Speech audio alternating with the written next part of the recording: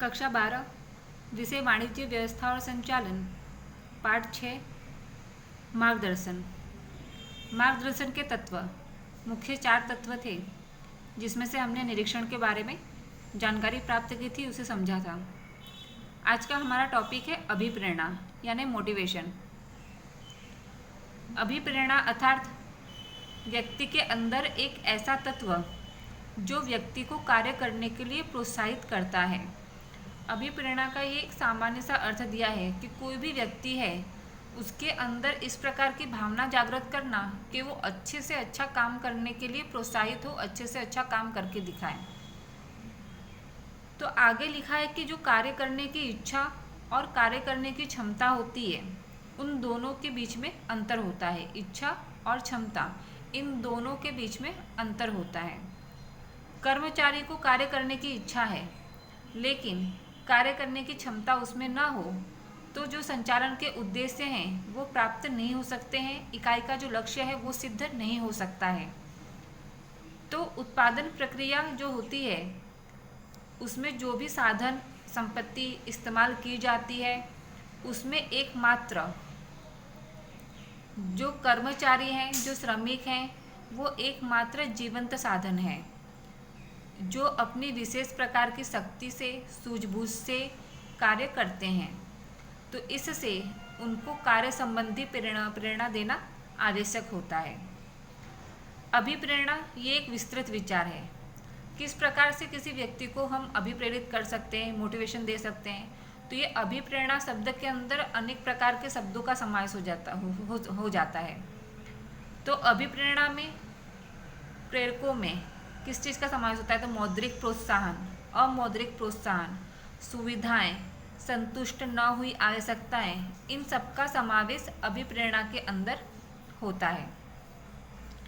अर्थ दिया है अभिप्रेरणा का, सामान्य अर्थ दिया है कि कर्मचारियों में अधिक कार्य करने की प्रेरणा जागृत करना और उन्हें महत्तम कार्य संतोष की उपलब्धि करवाना अर्थात अभिप्रेरणा। जूसियस ने व्याख्या देते हुए कहा है कि इच्छित कार्य को पूर्ण करने के लिए स्वयं को या तो खुद को या तो दूसरे को प्रेरणा देना अर्थात अभिप्रेरणा। मॉर्गन ने व्याख्या देते हुए कहा है कि अभिप्रेरणा मन की इस प्रकार की स्थिति है जो कर्मचारियों को लक्ष्य की ओर ले जाती है। तो ये आपके 3 अर्थ किताब में दिए हुए हैं अभिप्रेरणा के। अभिप्रेरणा कर्मचारियों को इसलिए दिया जाता है कि जो भी इकाई का लक्ष्य है, अपेक्षित लक्ष्य, उसे प्राप्त किया जा सके, उन्हें प्रोत्साहन दे करके, अभिप्रेरणा दे करके। अभिप्रेरणा के लक्षण दिए हैं।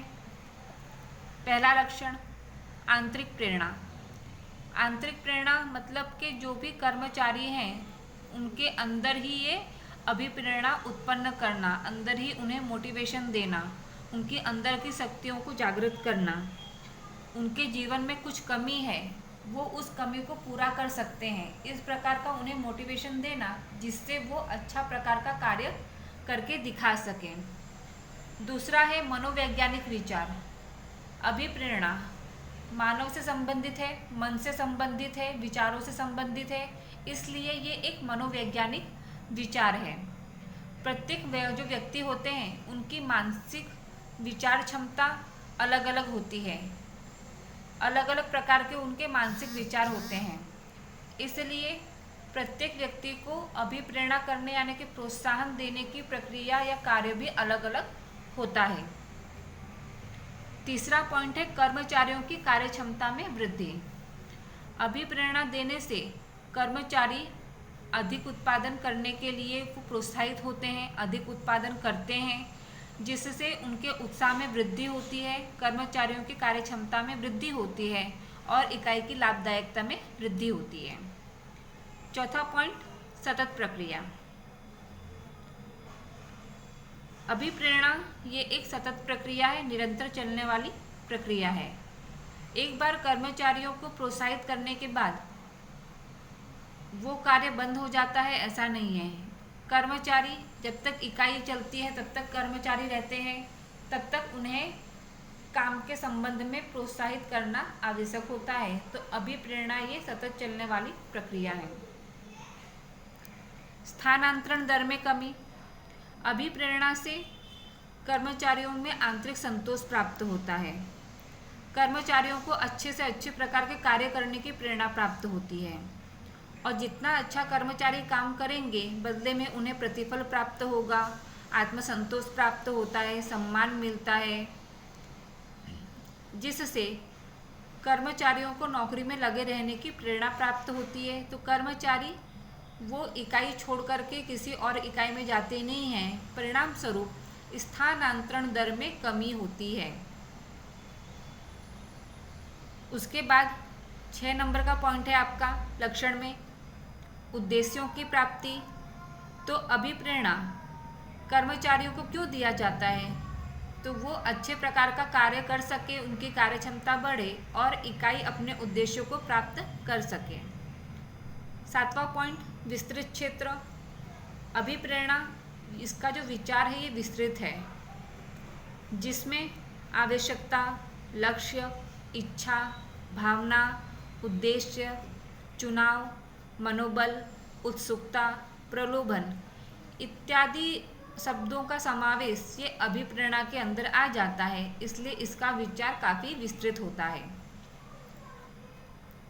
8वां पॉइंट परिवर्तनशील व्यवस्था तंत्र के अनुरूप।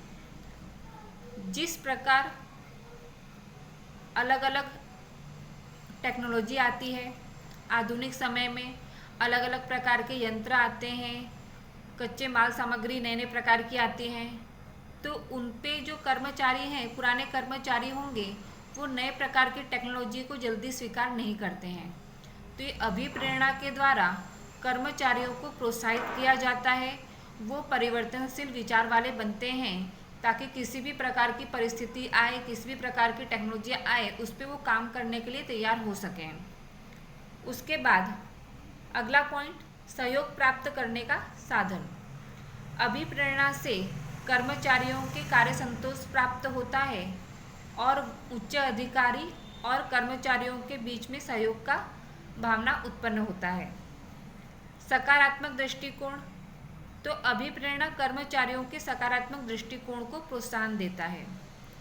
कर्मचारी जब भी किसी समस्या का समाधान करेंगे तो उन्हें संस्था के प्रति सम्मान की भावना उत्पन्न होती है कि ये संस्था हमारी है, हमने इस संस्था के इस प्रकार की समस्या को दूर किया है, सम्मान प्राप्त होता है।